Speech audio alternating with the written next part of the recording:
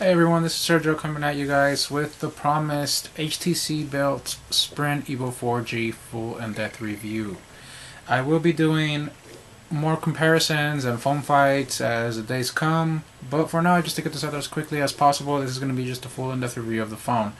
What I love about it, what I don't like about it, and what I think it'll do for the average consumer, etc, etc. So stay tuned, lots more coverage coming on this phone and the devices out there in the market right now. I'm sorry, I do apologize for having this take so long to get this out there to you guys, but I did want to take my time so I can do the most honest, unbiased review of the phone. Really get into it, try to get used to the size, the keyboard, all that good stuff, because you do see a lot of reviews out there where it goes, don't worry, this thing doesn't work out so well, but I'm sure you get used to it sooner or later. So now I can tell you if the size and the feel of the device is something you can get used to sooner or later, because it is later. And yeah, let's get it going. So as promised, it's finally here, the full in-depth review of the Sprint HTC built Evo 4G. Just a stunning, wonderful, beautiful device. I did my hardware overview earlier, you guys might have seen it, but just to quickly go over it again, you are dealing with a 4.3-inch capacitive touch TFT, 480 by 800 pixel count. Beautiful multi-touch display. This thing is just gorgeous, and this is the most attractive part of the phone, but we'll get into it in a little bit later. We have a front-facing 1.3 megapixel camera. We have your capacitive touch, home, menu, back, and search buttons. You can't really notice them here unless they're under direct sunlight, but you do have a proximity sensor and a ambient light sensor right there on the front. On the bottom, you have your microphone, your micro USB for charging and data connection, and your HDMI out cable for use on your high-def televisions, playing back videos, camera, photos, etc, etc. And I'll get into just how well this works in a little bit. We have on the back the 8 megapixel camera, which just right off the bat, it works wonderfully. I've always said that megapixel counts do not matter as much. It really just means that you're gonna have a bigger photo if you're into printing out photos and all that kind of good stuff, professional photographers out there. As far as quality goes, it's mostly based on the software of the phone and the utilization of how well it takes the picture. But this camera, whether it's a megapixel count or the new software utilized by HTC, it's beautiful. You saw the 720p HD video capture that I put up. I mean, that, as far as for me, that's just the most beautiful video capture I've ever seen on a cellular device out there, on a mobile device. It's not going to replace your standalone digital camera or camcorder, but it's getting there. Dual LED flash, speaker grill, the kickstand. I cannot stop talking about how much I love this kickstand. I thought I wouldn't use it as much as I do, but I can't every chance I get, I use it to prop this thing up there. You see, it stands on its own. You can watch your video at the desk, get the many uses for it. We have your 3.5mm headphone jack, your power button on the top. This little niche here is for digging your fingernails in it when you want to take off the battery cover.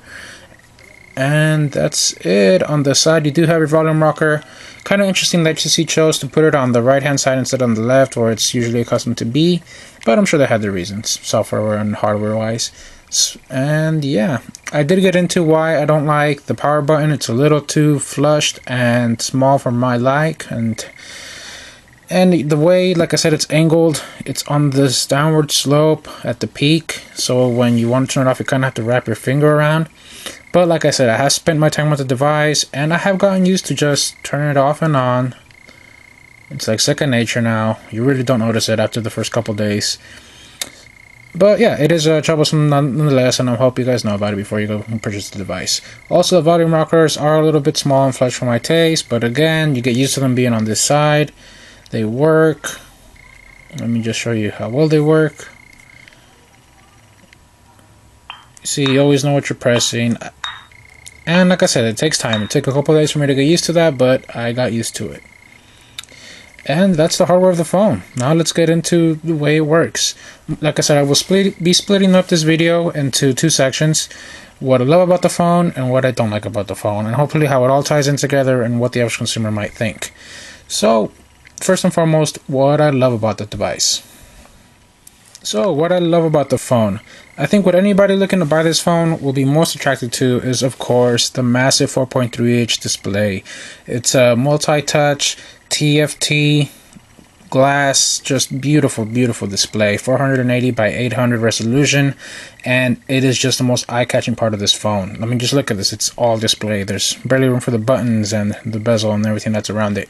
The only other phone on the market right now that has such a big screen is the also HTC Evo HD2, and that runs Windows Mobile 6.5, running with HTC Sense on top of that.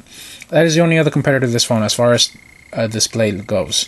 Now, I know some of you guys out there are going to be saying, well, you know what, it's no AMOLED, and it's not an AMOLED display.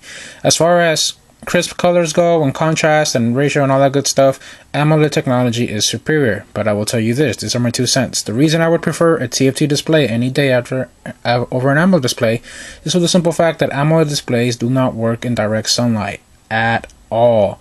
I am not exaggerating here. I've played with the Nexus 1, with the Incredible, with the Samsung Moment, and these phones just fail under direct sunlight. It is my opinion that a mobile device should be able to work whether you're inside your house or you're outside enjoying the sun.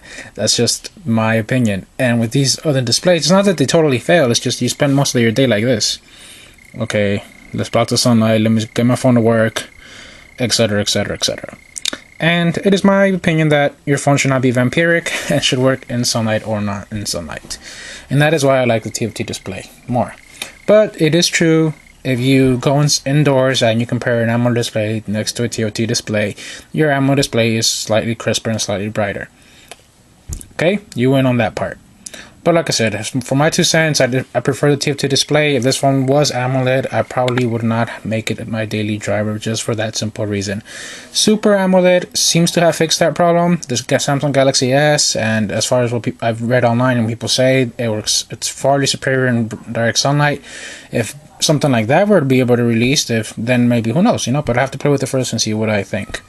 But as far as the display goes, it's just vibrant, it's beautiful. I do have an anti-glare screen protector on this phone, so besides the fact that I have to put this through my camera and then edit it and then upload it through YouTube, do keep that in mind. That might be another reason why this does not look as crisp or as beautiful as you might think it is. But this display just is wonderful.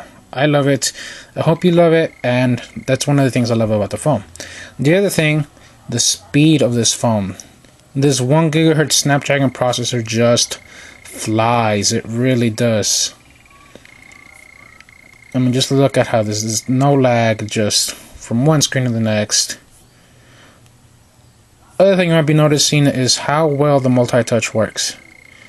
There were some issues on the, I believe it was the Nexus 1, I'm not sure if the Incredible had experience in them too, where the multi-touch was not as accurate as it would have liked to be, and there was a software update released that fixed that problem, but as far as I have seen yet, there is no problem on the HTC Evo 4G. So the processor really just flies. You do notice it when jumping from screen to screen, you notice it when you're swiping, you notice it when you're on the internet. It really just flies. This is the way HTC Sense was meant to be experienced. This is the way I think HTC should have released the software, with a 1 GHz chip, or maybe it wouldn't have to be a 1 GHz chip, maybe a 700 and something gigahertz chip or a 600 GHz chip, like what's on the HTC Legend would have been sufficient. But this really is the way the phone was meant to be used, and it's just wonderful. You can multitask like no other now. You can go on the internet like no other. Load times, everything is just faster and better than you find on other Sense devices like the Hero.